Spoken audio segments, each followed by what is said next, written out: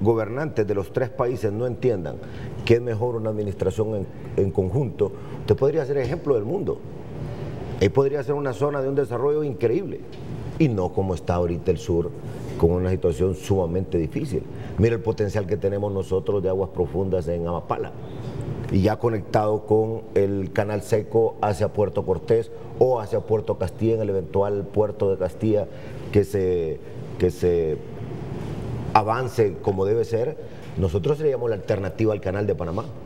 Mire, por muy ancho que quieran hacer el canal de Panamá, no va a dar abasto para todo el tránsito de mercaderías que van de un océano a otro para ir a la otra costa de Estados Unidos. Nosotros somos la alternativa natural. Por eso es importante que se aceleren los trabajos del canal seco. Ya puede pasar la carga vía terrestre, pero a lo largo de todo ese canal seco, Renato, tendremos grandes espacios de zonas económicas que podrán, imagínense ustedes, cargar petróleo, separarlo en los diferentes combustibles, los diferentes componentes, una parte se deja en el país, el resto a exportar. Podrán haber otro tipo de maquilas de productos electrónicos, pero además ya es el antecedente para el ferrocarril interoceánico. Entonces yo diría que aquí quizás el presidente Funes lo que está queriendo hacer es sentar a los demás presidentes, porque la presión, siento yo, de la población a nivel de El Salvador, de Nicaragua y de Honduras es fuerte, porque no tiene sentido estar peleando por algo que ya está definido. Bueno, quiero que los hondureños contemplen el momento en que nuestra bandera era izada el 1 de septiembre ahí en ese peñón. Si es un pequeño territorio, es una pequeñita isla en el Golfo de Fonseca, Conejo, que nunca estuvo en disputa en la Corte Internacional de Justicia, pero que El Salvador siempre alega y sale con estas cosas de que es territorio de ellos y que por eso protestó Mauricio Funes recientemente porque se hizo la bandera nacional, la bandera catracha ahí. Elevar el pabellón hondureño en la isla Conejo en presencia de efectivos de la Fuerza Naval durante la inauguración del mes patrio fue motivo para que el presidente de El Salvador, Mauricio Funes, protestara por considerar un irrespeto que la bandera hondureña flameara en una isla que el gobierno salvadoreño sigue reclamando. Estas protestas fueron rechazadas inmediatamente por la Secretaría de Relaciones Exteriores. Este martes, otros funcionarios se mostraron sorprendidos por el proceder del vecino país. Siempre hemos mantenido los elementos de la Fuerza Naval en el apostadero de Isla Conejo. Hay instalaciones nuestras en el sector. Tenemos una buena cantidad de efectivos de la Fuerza Naval que dan seguridad en el Golfo de Fonseca, que son los encargados de mantener la seguridad y la paz en el sector. Y en este caso nos extraña mucho porque hemos venido hasta realizando patrullajes en conjunto. Versión que es compartida por este experto en relaciones internacionales. Honduras siempre ha elevado el pabellón nacional en la Isla Conejo, igualmente los estudiantes del Colegio de Defensa y la Universidad de Defensa siempre han visitado la Isla Conejo como territorio hondureño. Tampoco se descarta que el hecho pretenda levantar una cortina de humo y crear un efecto distractor para alejar a las poblaciones hondureña y salvadoreña de los verdaderos problemas que enfrentan. En este momento el pueblo hondureño está convocado a elecciones, ya hay mucha efervescencia política, luego la temática que se ha producido alrededor de las elecciones del fiscal general y fiscal adjunto. Ambos mandatarios se reunirán este viernes en San Salvador para participar en la toma de posesión de la nueva Junta Directiva del Parlamento Centroamericano, ocasión que aprovecharán para tratar el tema de la soberanía. Bueno, el viernes va a ser esa reunión del presidente Lobo con sus homólogos de El Salvador y Nicaragua. En Managua, Nicaragua, Daniel Ortega prácticamente desde la visión nicaragüense le puso fin a este conflicto, admitiendo, aceptando los resultados de la sentencia de la Corte Internacional de Justicia de La Haya. Esto fue el 8 de mayo de este año y se pusieron de acuerdo en 6 puntos los gobiernos de Honduras, El Salvador y Nicaragua para desarrollar el Golfo. Pero resulta que ahora Mauricio Funes sale con esto. El Salvador parece que nunca va a querer consolidar la paz en el Golfo de Fonseca. Abogado Juan Orlando Hernández, candidato del Partido Nacional. Pero Renato, me parece que comete un error El Salvador. Porque si usted va y como le repito, sube a ese cerro de Amapala, si mal no recuerdo le llaman el Cerro del Pujal, y usted mira todo el Golfo, usted mira el enorme potencial ahí. Pero imagínese usted que si se pudiera navegar libremente, esa podría ser una zona de comercio extraordinario. Pero si tienen que ir calculando que no me voy a pasar de esta línea, que ni tan siquiera la puede ver, lo que mira son boyas, y no puede salir de repente con la facilidad que quisiera allá al océano, está en un problema. Los países nuestros requieren de entender que así como el mundo se ha globalizado, tenemos que sacarle provecho a la oportunidad que Dios nos dio de estar uno a la par del otro. ¿Cuánto no necesita El Salvador? ¿Cuánto no necesita Honduras? Es como en el caso de la frontera con Lempira, o de Copán, y también la frontera con La Paz. Nosotros naturalmente somos quienes debemos de proveerles de alimento a los salvadoreños. Ellos tienen una gran cantidad de población, son más comerciantes que agricultores porque no tienen suficiente territorio. Bueno, esas diferencias son potencialidades. Nosotros sí tenemos para cultivar, tenemos que darlo, la oportunidad de sembrar y de venderles. Pero también en el caso del Golfo, si usted va a Asia, por ejemplo, mira cómo países se han puesto de acuerdo y desarrollan megapuertos y avanzan. Entonces, en vez de estar generando crisis, debería de estar generando mucha oportunidad de ingreso el Golfo para los tres países. Y qué bien que Nicaragua lo ha planteado ya de esa manera, porque al final la sentencia de La Haya fue clara. Imaginen que la isla Conejo ni tan siquiera estuvo en disputa, pero sin embargo la Corte se pronunció. Algo hubieran dicho en ese momento, argumentando para que la Corte fallara con respecto a la isla. O sea, es un tema claro, y como lo dice el ministro de Pascua, ya Honduras es tradición tener ahí apostados a los soldados de la naval. Bueno, yo siempre me he preguntado cuál es el problema de El Salvador con que Honduras tenga salida al Pacífico por la Bocana. Ese es el pleito con Isla Conejo. Porque si algún día ellos pretendieran o a la fuerza se hicieran de Conejo, porque ya a nivel jurídico ya no lo pueden hacer.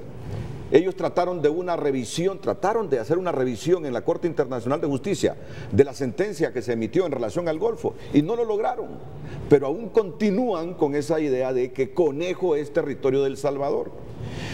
Yo siempre preguntaba a todos los que han venido al programa, ¿cuál es el propósito salvadoreño de evitar que Honduras tenga la salida amplia al Pacífico ahí por la Bocana?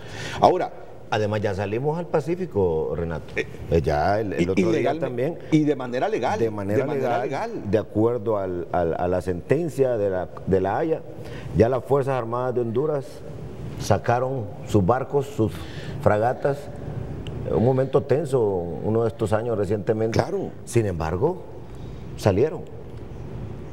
Y además, hoy es un momento en el mundo ya de entender que hay que sacarle provecho a las coincidencias. Pero mire, siempre que salen las Fuerzas Armadas con su naval ahí, siempre andan patrulleras salvadoreñas pegadas a las nuestras. Eso siempre sucede y lo puede afirmar el comandante de la base naval allá en la isla del Tigre. Siempre que Honduras con su fuerza naval intenta ejercer soberanía y salir al Pacífico, siempre andan lanchas patrulleras del Salvador. ¿Cuál es su visión como candidato presidencial en materia de política exterior en relación a este asunto con El Salvador? Porque ya días se emitió la sentencia y aún El Salvador continúa con esos vestigios de querer desconocer realmente el espíritu de ese fallo de La Haya. Mire, yo voy a repetir lo que dije en una reunión del Foro de Presidentes de Congresos de Centroamérica y del Caribe. Y me refería más que todo a El Salvador, al presidente de la Asamblea de El Salvador y al presidente de la Asamblea de Nicaragua. Imagínense usted, Honduras va saliendo por la Bocana hacia el Pacífico. ¿Qué sentido tiene estar gastando recursos y llevando a un momento de tanta tensión, de tener una lancha aquí, de tener la otra al otro lado? En vez de estar haciendo eso, y yo aprovecho para hacerle un llamado al sector privado salvadoreño, que creo que ellos lo pueden entender con más facilidad. al sector intelectual salvadoreño, al mismo pueblo salvadoreño que está cerca del Golfo. Imaginémonos que Honduras, Nicaragua y El Salvador firman un tratado de coadministrar, crean un ente corporativo tripartito, un representante por cada país. Y en esa zona, es una zona de buenas prácticas de inversión como es en Asia, como son las grandes ciudades portuarias de Estados Unidos, y usted viene y genera un clima de incentivos de inversión y se instalan y se les dice, aquí vamos a tener el puerto más importante de Centroamérica para el Pacífico, y las ganancias van para los 3 países, y el 90% de los que van a trabajar en este conglomerado serán centroamericanos. Y yo le garantizo que las grandes empresas portuarias del mundo, navieras, se vienen en segundos a instalarse ahí. Cuando usted mira las diferentes islas que nosotros tenemos en el Pacífico, esos son parajes hermosísimos. Y usted puede generar una gran actividad turística en la zona. Y mucho más si se puede desplazar de El Salvador a Nicaragua. ¿Cómo hace la gente, por ejemplo, entre Mapulaca y el lado de Cabañas allá en Lempira? Nosotros con Tony el Suizo empezamos a construir un puente hace como una década, puente Hamaca, y la gente pasaba. Y me dijo una vez un presidente del Congreso, tenga cuidado con eso. Mire que se pueden revivir los problemas entre El Salvador y Honduras de la guerra del 69. Cuando yo me quedaba a dormir en esas aldeas, me acuerdo un buen amigo en San Simón, allá en San Andrés Lempira, don David, el siguiente día me dijo, abogado, quiero que me haga un favor. Yo dormía en la casa de él. Quiero que me le arregle los papeles a mi señora. ¿Y sabe qué entendí yo ahí? Están casados entre la misma familia, unas que viven allá y otras que viven al otro lado. Para ellos esa línea divisoria no tiene sentido, es una sola comunidad. Bueno, igual tenemos que entender eso. O sea, no tiene sentido estar en momentos tensos como este por eso. Alguna vez he pensado si esas disputas en el Golfo de Fonseca no son un elemento distractor que utilizan siempre los salvadoreños cuando tienen algunas agendas en lo interno que requieran de exacerbar un poco el nacionalismo. Sinceramente se lo digo. Inclusive ahora que salió ese problema por Isla Conejo, que El Salvador le protestó a la Cancillería, yo le decía a mis compañeros, ¿será que ambos gobiernos se han puesto de acuerdo para distraer a la gente por los problemas que hay allá y por los problemas que hay aquí? Pero observando la historia, quien siempre recurre a esa protesta es El Salvador. Y creo que la pregunta es válida. ¿Será que siempre exacerban el nacionalismo con ese conflicto en el Golfo de Fonseca con Honduras cuando tienen alguna agenda interna complicada y quieren atraer a la gente hacia las políticas gubernamentales? Claro, es difícil, solo ellos lo saben, claro, ¿no? Porque actúan así. Es difícil decirlo, Renato, pero mire, si usted analiza el tema y lo mira desde el ángulo de la oportunidad, estamos perdiendo una gran oportunidad ahí. Y El Salvador la pierde, y la pierde también Nicaragua. Eso tiene un enorme potencial turístico y un enorme potencial en términos de comercio marítimo. Así rápidamente, antes de irnos a la pausa comercial, ¿cuál es su visión de la política exterior? ¿Cómo debe ser la política exterior y cuáles deben ser las prioridades de la política exterior de Honduras? Número uno, nosotros debemos manejarnos siempre como un país pacífico, de relaciones con todo el mundo, cuidando de que esas relaciones no comprometan los intereses internos nuestros y abrir el país a las inversiones. Creo que ya está claro hoy en el mundo, con mucha facilidad usted identifica cuáles son las mejores prácticas para determinadas actividades económicas y usted trae esas buenas prácticas, esos incentivos aquí. Para eso hemos creado las zonas económicas de empleo y desarrollo. Y usted tiene que mover su equipo de relaciones exteriores más al mundo de la inversión. No es suficiente tener relaciones diplomáticas si no nos genera un beneficio económico en términos de generar inversión en el país. Y Renato, ya Dios no nos pudo dar más a nosotros. Océano Atlántico, Océano Pacífico, corto el tramo para llegar de un lugar a otro. Tenemos un enorme potencial de generación de energía con viento, con agua, con sol. Honduras, ¿sabía usted que es el país número 1 en el mundo, a nivel de la zona de Valle y Choluteca, que más horas luz recibe al año? Y si usted va a instalar paneles solares, no necesita que tengan el movimiento robótico para seguir el sol, sino que es plano, a cualquier hora, cuando sale el sol, lo recibe. Y además es uno de los países en la región centroamericana que más agua recibe al año, pero no la podemos almacenar. Esa agua va de nuevo al mar. Tenemos el potencial y ya estamos estructurando, y un día voy a venir a explicarles el proyecto. Se están haciendo los últimos números. 7 represas se pueden construir simultáneamente en Honduras. Yo le solicité a Coalianza que le pidiera asesoría a la Organización de Naciones Unidas, a una oficina que se llama UNOPS, que es calculadora de riesgos, analiza proyectos, porque ese puede ser un enorme potencial de inversión para los fondos de previsión del país, para Renato Álvarez como ciudadano, para cualquiera de los amigos aquí camarógrafos que quieran invertir, para el taxista, para el obrero, y que vengan también las grandes inversiones de fuera. Y nosotros nos convertimos en menos de 5 años en el principal productor de energía de Centroamérica. Bajamos la tarifa de la energía y como ya tenemos el plus o la ventaja de que el hondureño es altamente productivo, con esos 2 parámetros generamos la gran oportunidad de que vengan grandes cantidades de maquila a Honduras nuevamente. Usted le generó mucha expectativa a la gente con aquello de las ciudades modelo. Luego con las redes especiales de desarrollo, así se le fue llamando a esto. Luego con las zonas de empleo económico y desarrollo. Esas son las mismas. Es la misma cosa. Ya recogiendo la opinión de la Corte, porque usted sabe que la Corte Correcto. lo detuvo. Comenzó como ciudades modelo, luego como red especial de desarrollo y ahora como zonas económicas. De desarrollo y empleo. De desarrollo y empleo. Bueno, le crearon muchas expectativas a la gente. ¿Y eso en qué quedó?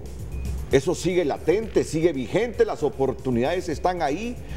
¿O solo fue una ilusión de ver ciertos espacios del territorio hondureño como Shanghái o como otros lugares en China Shenzhen, continental Hong o en Kong? el mundo? ¿Qué pasó con eso? Después de la pausa comercial, el presidenciable nos analiza, nos explica este asunto de las zonas económicas para el empleo y desarrollo.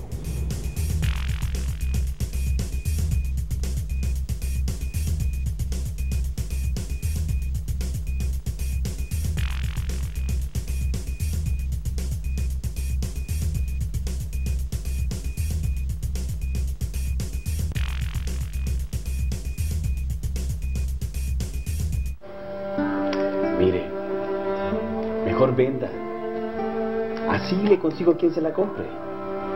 Yo solo quiero un crédito. Yo solo quiero sembrar. Pero ¿quién te va a querer dar dinero por esas tierras? Ni siquiera tienen título. Porque a nosotras las mujeres nos ponen 1000 trabas. No te puedo ayudar. Siguiente. 86% de las 2 millones de mujeres campesinas en Honduras no tienen tierra. Cosechemos justicia para las mujeres del campo. Despiértate con el mejor sabor. Comienza el día disfrutando los Dunkin' Desayunos. Son frescos, prácticos y deliciosos, preparados especialmente para ti. Elige entre nuestra gran variedad de sándwiches para el desayuno. Dunkin' Desayunos, el sabor que te levanta. Y ahora, disfruta nuestro delicioso croissant de jamón, huevo y queso por solo 32 lempiras. Dunkin' Donuts, disfruta tu momento. Así piensa Xiomara.